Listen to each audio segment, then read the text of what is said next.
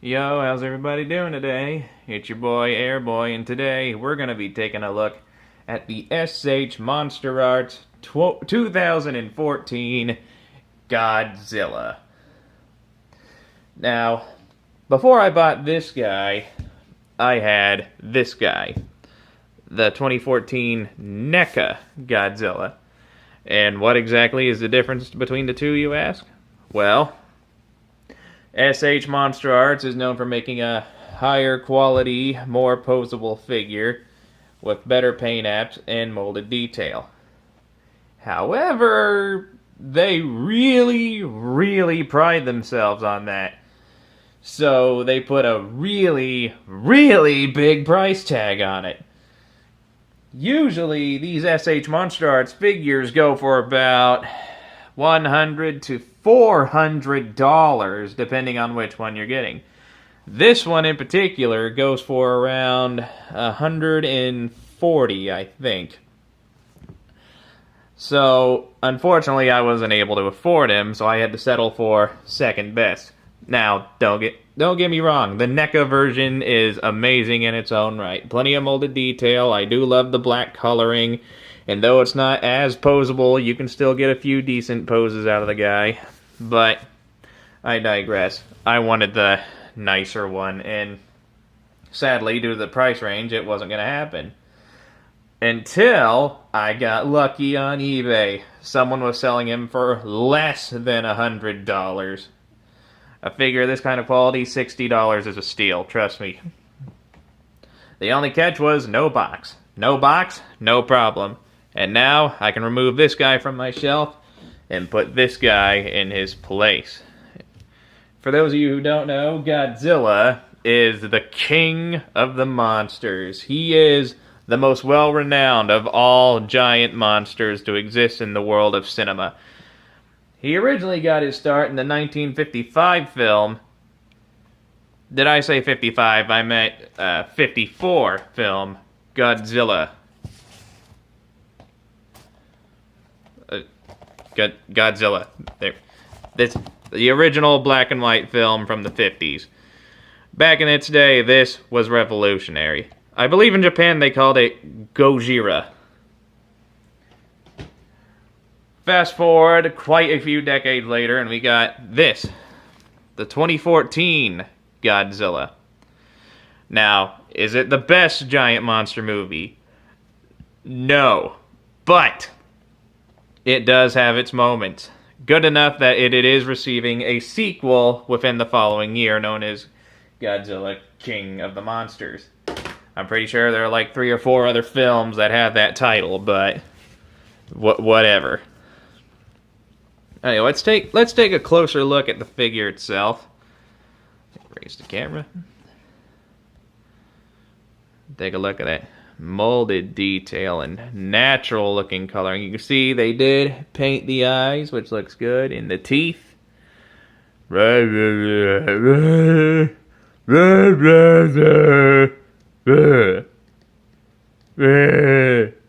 Okay. Lots of nice natural looking colors. The ocean green and the gray molds very well. And those spikes, man, just look at those spikes. Very beautiful work on the spikes. Really beautiful work all throughout on this figure. All the way down to the tail. Now, if you think this guy hurts to touch, you're right. I'm quoting Jobby the Hong Out.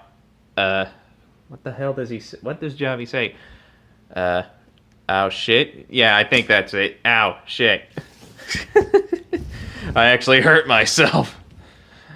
Anyway. Let's take a look at the posability real quick.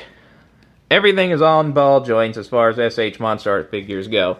The head can look up about that far. Look down that far. Go side to side. You can basically anywhere you see like a crack, he has some form of posability there. It's not perfect, but you can get some decent poses out of him. Let's see. You can open his mouth. I'm pretty sure you can wiggle his tongue, but I can't quite get in there, and I'm not gonna try. The arms, I'm sure they can go all the way around, but I'm not gonna try it. You got rotation at the elbow. Looks like a little over 90 degrees of bend at the elbow. Wrist swivel. There's also a hinge joint on the hand as well. There's the legs. You can go up about that high, then go back about that far. Roughly a little under 90 degrees of bend at the knee, give or take. You also got joints here and here, which give him an impressive ankle tilt. He does have a, well, not really. He's got a slight arcing back and crunch. Nothing too exciting there. What's really exciting is this long, long tail. It is made up of multiple segments, which allow for a full range of natural-looking poses. The only real downside to the tail is that I wish there was one more ball joint right here in the tip, because it just looks like a straight pointy bit on the end of his tail, but, you know, minor loss compared to what else you get. I mean, just look at that flow. It looks like a completely natural living creature moving. That is impressive. And definitely something this figure has over the NECA version. Anyway, let's get down to comparisons. Let's bring back the NECA version. Again, there is nothing wrong with this version of Godzilla, but if I have to choose between the two, I am definitely going with the SH MonsterArts version. I am really thankful that I found this guy at the price I did. That was a stroke of luck. Give you an idea of how big he is compared to other figures. Here he is next to the 2006 Lego Bionicle Motoro. Toei Motoro, to be specific. As you can see, he's a bit shorter than Motoro. Here he is next to my NECA Predator, which I did review on this channel before. I'll leave a link to that video in the description, along with a few other things. Oh, wait. I'll tell you what those other things are when I get to it. So, you know. And just so you know, he compares to Transformers. Here he is with the classics, Optimus Prime. Honestly, two of the most iconic things you'll ever see. Giant robots and giant monsters. You can't ask for anything better than that. Alright. And last but not least, one more little comparison to give you an idea of how he compares to other toys. Here he is next to a Lego figure.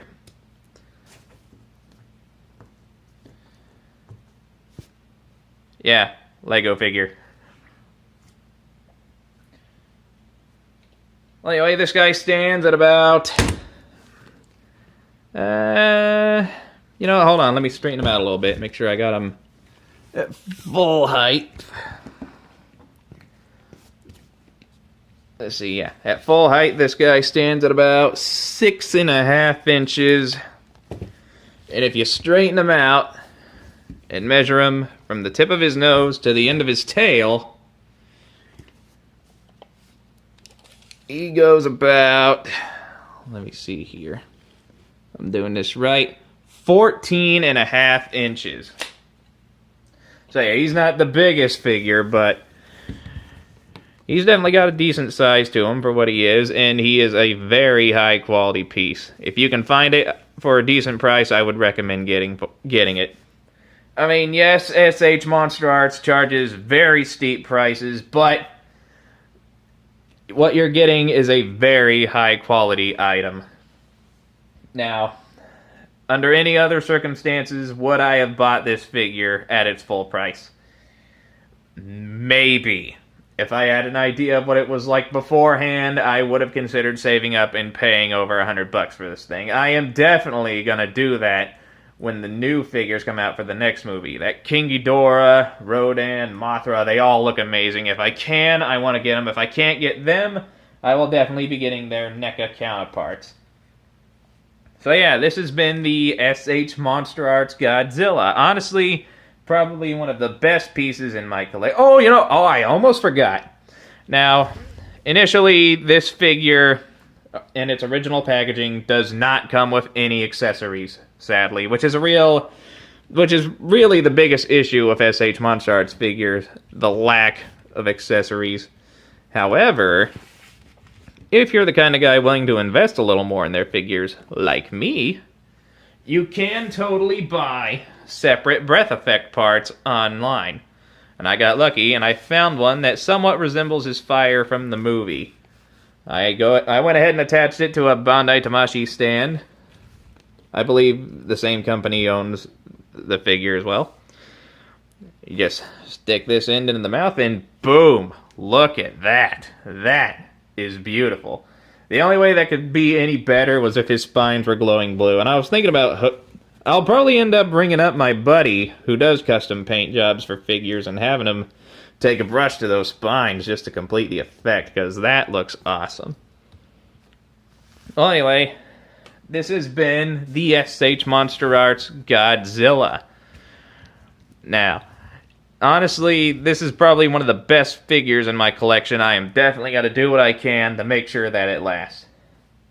However, I have a small problem. Now that I have this figure, I really don't have any need for the NECA version. And it would be a real shame just to throw it out, because though it's not as good as the SH MonsterArts Godzilla, it is still a very good figure in its own right. That said, would you like to have this figure? Or maybe you would like to have this figure? Or maybe even this figure here? There's definitely a few options sitting on this table. That's right, ladies and gentlemen. I am going to do the first giveaway on this YouTube channel.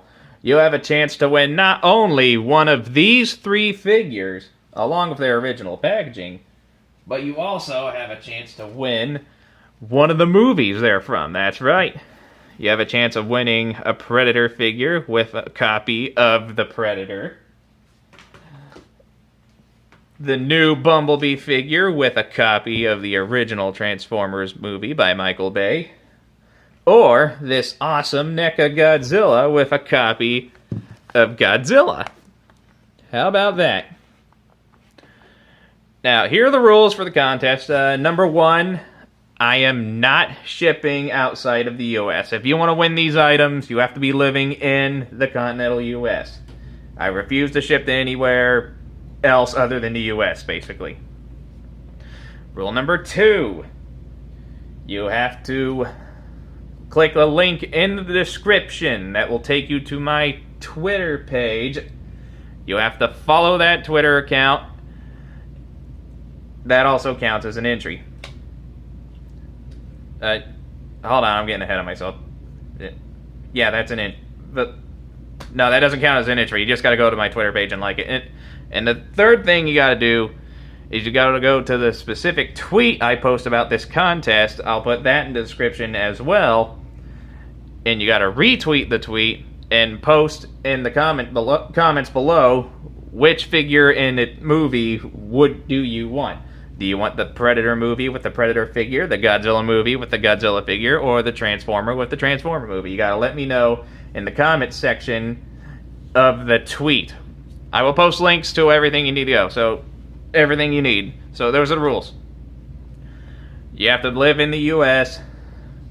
You have to follow me on Twitter. And you have to retweet the tweet related to this contest. Links to everything you need will be in the description below.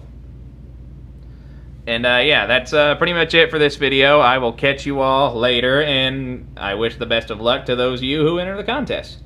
Goodbye.